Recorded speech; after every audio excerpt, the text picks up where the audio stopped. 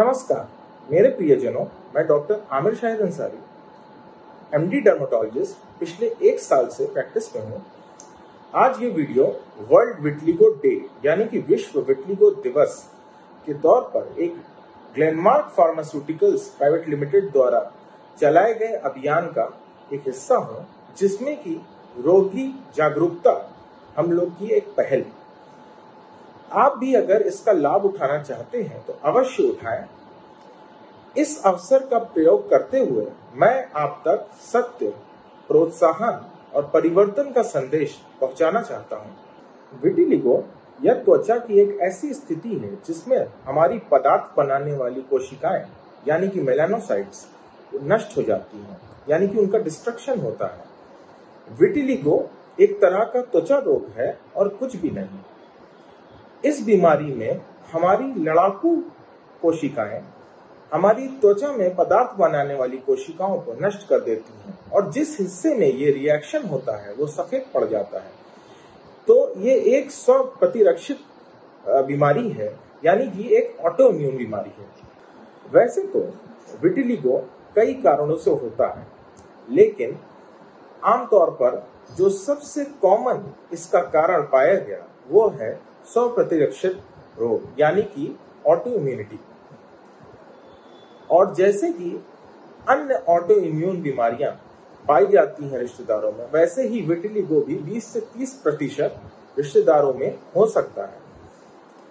लेकिन इस पर यह ध्यान देने की जरूरत है कि विटिलिगो संपर्क से संचारित होने वाली बीमारी नहीं है और ये किसी संपर्क से या खाने पीने शेयर करने से नहीं होती है।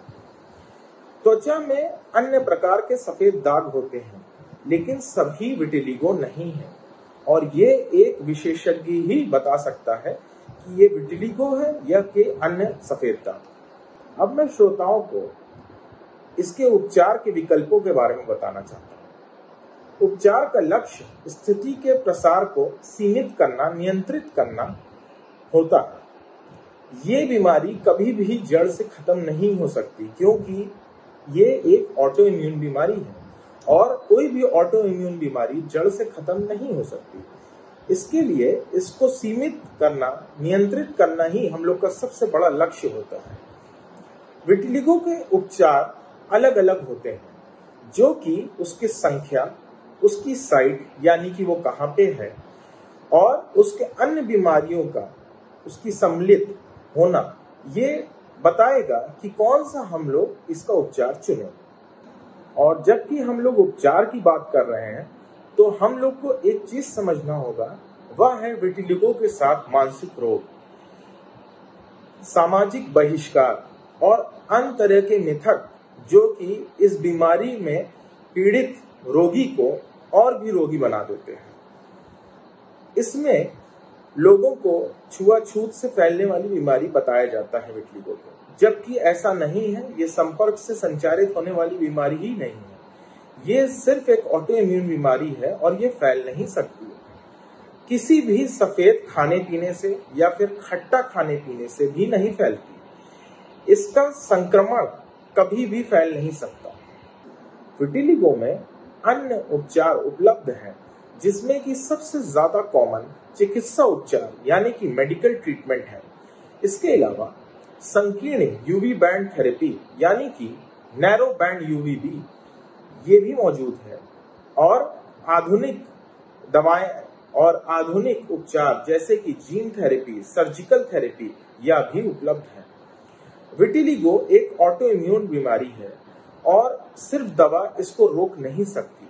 इसके लिए अन्य चीजें भी हम लोगों को अपने पेशेंट्स को बताना पड़ता है। उनमें से सबसे ज्यादा कॉमन जो होता है वो है कि कपड़े कसी ना पहने, कोई भी चीज चोट चपाट इन सब से बचें, क्योंकि विटिलिगो यहाँ पे उन जगहों पे जहाँ पे चोट लगे वहां पे बन सकता है, यानी कि सफेद दाग जहाँ पे चोट लगे वहां पे नई जगह आ सकता है। विटिलिगो प्रभावित रोगियों के प्रति आपका दृष्टिकोण बदलना चाहिए और उन्हें आपके दैनिक दिनचर्या में हिस्सा उनको बनना का मौका मिलना चाहिए। विटिलिगो के मरीज की शादी मुमकिन है इसका इलाज मुमकिन है, लेकिन जड़ से इलाज मुमकिन नहीं है। इसको सिर्फ नियंत्रित करा जा सकता है, यह पेशेंट को समझाना जरूरी है। और इसका ट्रीटमेंट अलग अलग आज के जमाने में नए आधुनिक ट्रीटमेंट भी उपलब्ध है। इसमें सामाजिक बहिष्कार नहीं होना चाहिए। मिथक जो अलग अलग है, खाने से फैलना, खट्टी चीजों से फैलना, सफेद चीजों से फैलना, किसी को छूने से, ये सब नहीं है, ना कि ये अभिशाप है।